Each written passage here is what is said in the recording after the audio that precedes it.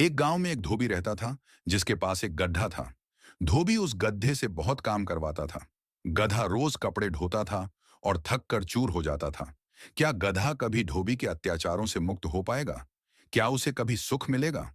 गधा जब भी बोझ लाद कर आता तो कराहते हुए भगवान को याद करता। एक दिन गधा घास खाते खाते इंद्रदेव के बाग में चला गया। इंद्रदेव के बाग में गधे को हरी हरी घास देखकर बहुत खुशी हुई।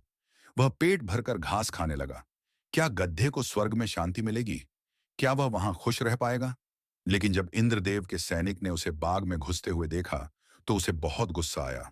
उन्होंने उसे धमकाया और कहा कि यहां गधों का आना मना है। गधा डर गया और भाग गया। कुछ दिन बाद भगवान उस गधे का हालचाल जानने आए। गधा बहुत उदास था। उसने भगवान से कहा कि उसे अपने साथियों की बहुत याद आ रही है। क्या भगवान गधे की इच्छा पूरी करेंगे?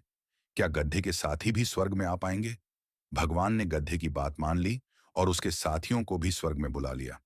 गधा बहुत खुश हुआ। एक दिन सभी गधे मिलकर गाना गाने लगे। उनकी आवाज से स्वर्ग की शांति भंग हो गई। भगवान ने उनसे कहा कि यह स्वर्ग है, यहां उनकी ढे छू की आवाज नहीं चलेगी। क्या गधे स्वर्ग में गा पाएंगे? क्या उन्हें अपनी आवाज पर अंकुश लगाना होगा? गधे उदास हो गए। उन्होंने भगवान से कहा कि अगर वह अपनी आवाज भी नहीं निकाल सकते तो उन्हें ऐसे स्वर्ग में नहीं रहना है। भगवान ने उनकी बात मान ली और उन्हें वापस धरती पर भेज दिया।